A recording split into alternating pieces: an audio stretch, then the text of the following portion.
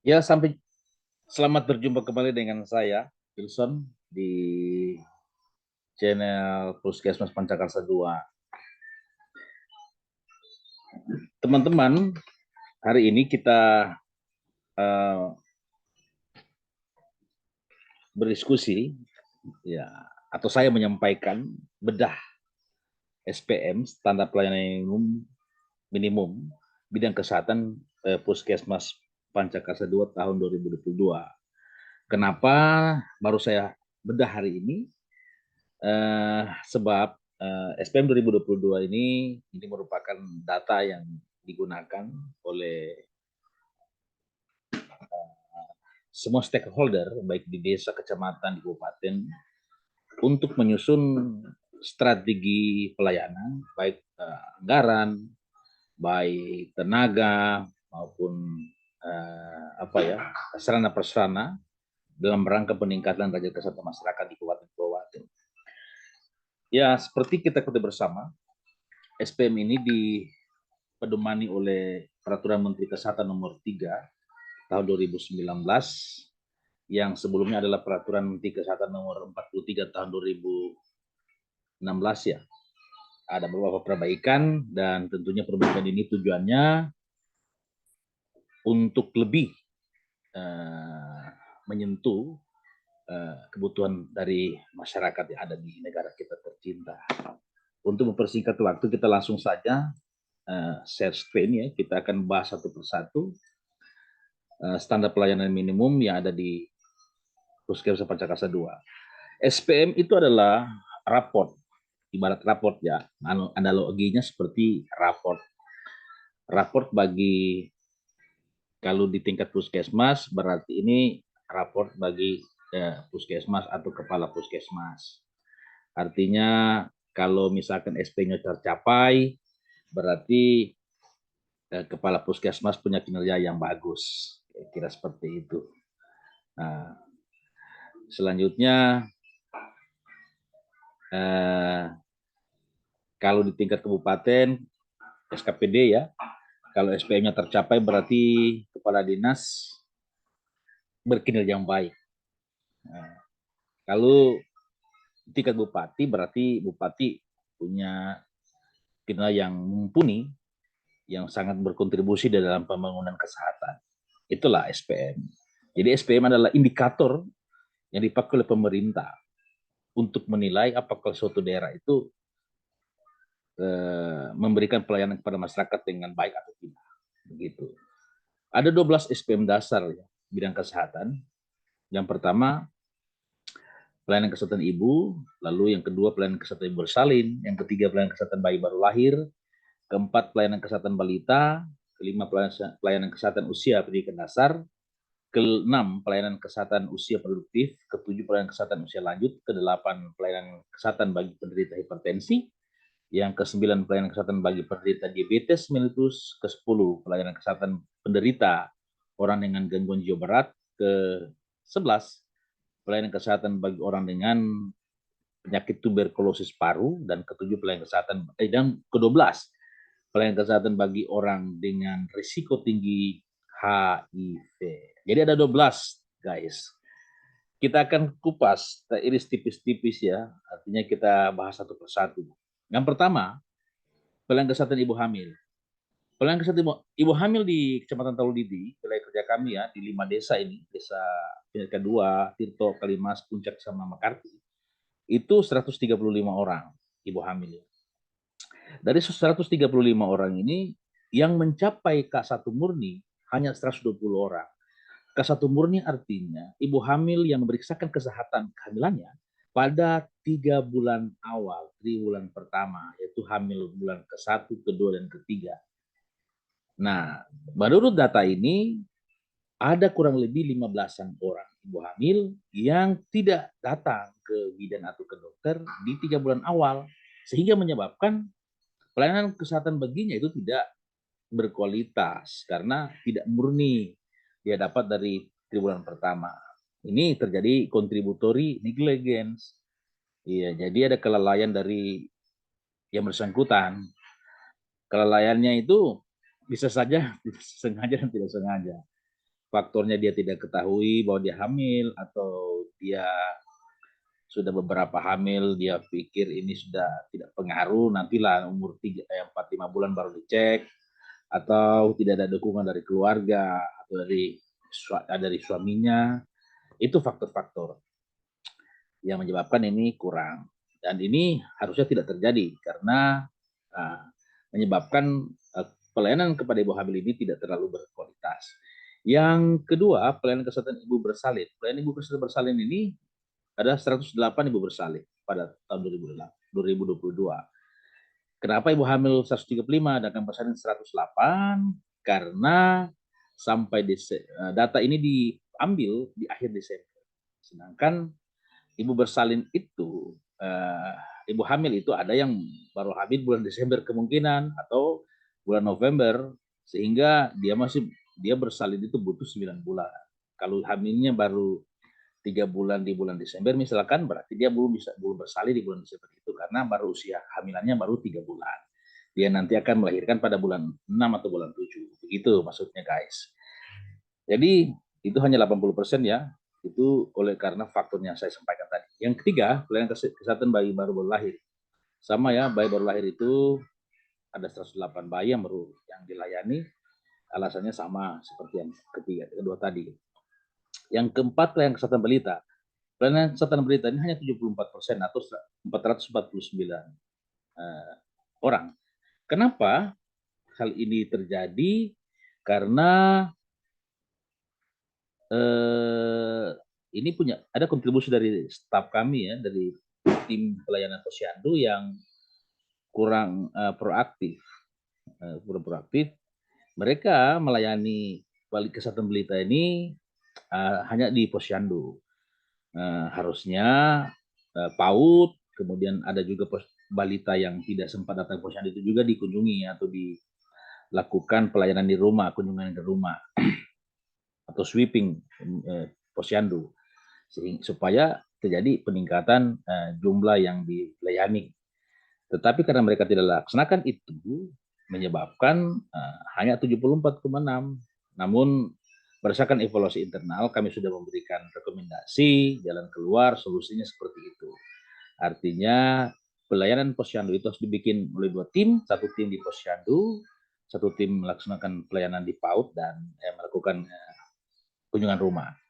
Selanjutnya yang kelima adalah pelayanan kesehatan usia pendidikan dasar. Pendidikan dasar itu dulunya hanya kelas 1 dan kelas 7, namun sekarang itu semua, mulai dari kelas 1, 2, sampai kelas berapa ya, 12, kelas 9, itu harus dilayani seluruhnya tanpa terkecuali.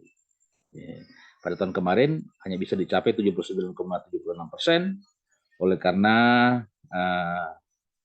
sesuai dengan evaluasi internal kami, teman-teman, alasannya karena kekurangan tim dan anggaran. Hanya beberapa sekolah yang bisa dianggarkan. Kemudian yang ke-6 adalah pelayanan kesehatan bagi usia produktif. Usia produktif itu usia 15 tahun ke atas sampai usia 15 tahun sampai usia 59 tahun. Itu usia produktif. Dalam definisi operasional di Permenkes Permenkes nomor 3 tahun 2019 itu, setiap usia produktif itu minimal 1 kali setahun mendapat pelayanan atau dilakukan screening di Pospindu. Nah, screening ini yang belum dilakukan oleh banyak sekali ya.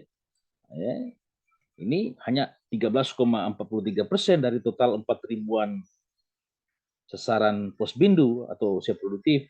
Ini sangat kurang. Padahal kalau misalkan ini semua berkunjung, semua di screening kesehatannya, maka bisa ditahu kondisi kesehatannya. Karena di screening itu kan ada paling utama 2 ya, screening tekanan darah, lalu gula darah. Ada juga yang melakukan screening jiwa, ada juga penyakit kolesterol, peningkatan kolesterol, asam urat. Itu lakukan screening. Kalau sejak dini diketahui atau early detection, maka dapat dicegah sedini mungkin juga, mengurangi tingkat atau potensi untuk sakit yang berat. Yang ketujuh, pelayanan kesehatan usia lanjut. Usia lanjut ini usia 59 tahun ke atas, 60, 61, 62 sampai seterusnya. Ini juga sangat kurang, hanya 26,08% atau sedikit ya. Dari total jumlah lansia 600-an orang kalau tidak salah. Ini sedikit karena masih banyak berpersepsi bahwa mau datang ke posyandu atau ke tempat pelayanan kesehatan nanti sudah sakit. Padahal bukan. Esensi dari puskesmas itu adalah melaksanakan pelayanan promotif dan preventif, mencegah orang yang sehat menjadi sakit. Nah, artinya membuat orang sehat semakin menjadi sehat. Begitu. Posyandu lah tempatnya untuk melakukan itu, mengecek kesehatannya bapak-bapak, oma, opa, kakek nenek ini yang usia lanjut gitu. Kemudian yang ketujuh, kedelapan, pelayanan kesehatan penderita hipertensi. Ini terjadi peningkatan guys. Kami sasarannya itu hanya 19 orang, tetapi yang kami deteksi hipertensi itu berdasarkan data dari register penyakit yang ada di puskesmas, kemudian ditambah dengan hasil deteksi usia produktif dan deteksi pada usia lanjut, terdapat 126 penderita hipertensi. Jumlah ini 380%, 1% dari target. Terjadi peningkatan, artinya banyak penderita hipertensi di wilayah kita yang harus kita cepat tangani. Bagaimana mengobati atau mencegah hipertensi nanti kita akan bahas di sesi-sesi berikutnya. Kemudian Pelkes, pelayanan kesehatan penderita diabetes, sama ya, terjadi peningkatan juga 172%. Dari target hanya 15 orang, kita temukan 31 orang penderita diabetes meletus atau penyakit gula di wilayah kita. Nanti kita akan bahas juga di sesi berikut bagaimana mencegah penyakit diabetes. Kemudian pelayanan kesehatan penderita dengan orang dengan jiwa berat, ODGJ atau orang dengan gangguan jiwa berat ini terjadi juga peningkatan 233%. Target kami hanya 2 orang ya, tetapi kami temukan 7 orang kurang lebih orang dengan menderita gangguan jiwa. Faktor kalau sudah dengan teori gangguan jiwa itu adalah faktor kehilangan kasih sayang ya. Anda ngecek saja secara teori apa faktor-faktor orang terjadi orang gangguan jiwa, namanya faktor, salah satunya faktor kehilangan kasih sayang. Ini banyak ya, terutama kalau tidak salah di desa Mekartijaya. Kemudian yang ke-11 pelayanan kesehatan orang dengan TB. Itu target kita hanya 2 tahun ini, tahun 2022 ya. Namun kami temukan 4 sehingga terjadi peningkatan. Selanjutnya yang terakhir pelayanan kesehatan bagi orang dengan risiko tinggi HIV, tertular HIV. Ini 39 atau meningkat 195%. Siapa-siapa orang risiko tinggi HIV itu? Risiko tinggi HIV itu adalah pertama penderita penderita TB, orang yang menderita sakit TBC itu punya potensi tertular HIV, begitu karena kondisi fisiknya lemah. Begitu. Yang kedua adalah yang risiko tinggi HIV adalah penderita ibu hamil ya, bagi ibu hamil. Jadi itu risiko tinggi, kelompok risiko tinggi ibu hamil. Yang ketiga, orang yang risiko tinggi tertular HIV adalah pekerja seks komersil. Kalau di wilayah Taloditi tidak ada. Lebih dari 10 tahun kami di sini, kami tidak pernah menemukan atau mengetahui ada tempat PSK di Taloditi. Kalau di kecamatan lain, saya tidak tahu juga ada atau tidak ada. Ya pasti kalau di Taloditi tidak ada. Jadi, dan mereka itu adalah orang-orang dengan kelompok risiko tinggi. Kalau di kota besar mungkin ada, dan itu kalau di kota besar itu akan dilayani secara terpadu oleh tim untuk menangani hal-hal seperti itu supaya jangan sampai terjadi penularan yang banyak di tengah-tengah masyarakat. Oke Bapak Ibu, saya pikir itu kupas tuntas atau bedah SPM pelayanan kesehatan di Puskesmas Cakarsa 2 tahun 2022 yang ini menjadi data bagi pemerintah desa, bagi Puskesmas Cakarsa 2, bagi Kecamatan Taloditi, bagi Dinas Kesehatan Powato untuk mendesain rencana pelayanan di tahun 2023, 2024 dan seterusnya. Merencanakan anggaran, merencanakan tenaga, merencanakan hal, merencanakan program inovasi supaya bagaimana persoalan-persoalan ini bisa teratasi Jadi so far saya melihat data ini memang masih banyak kurang. Yang sangat kurang sekali itu pelayanan kesehatan usia produktif dan pelayanan kesehatan usia lanjut. Ini kami sudah rapat internal kemarin di Mino Karya. Kami gerakan dan teman-teman termotivasi bagi pengelola program ini untuk meningkatkan cakupan pelayanan kesehatan usia produktif dan pelayanan kesehatan usia lanjut. Demikian juga untuk pelayanan-pelayanan yang lainnya. Jadi demikian sharing kita malam hari ini. Nah, biarlah kiranya apa yang saya sampaikan hari ini bisa bermanfaat, menjadi benefit, menjadi nilai yang baik bagi kemajuan pelayanan kesehatan di Kecamatan Taloditi. Individu sehat, keluarga kuat, desa sejahtera, negara kita maju. Selamat malam, sampai jumpa di sesi berikut. Jangan lupa, kalau misalkan Anda merasa bermanfaat atau terberkati mendapat informasi ini, silakan di subscribe video ini, kemudian dibagikan kepada teman-teman lainnya, diberikan jempol like, dan diberikan komentar.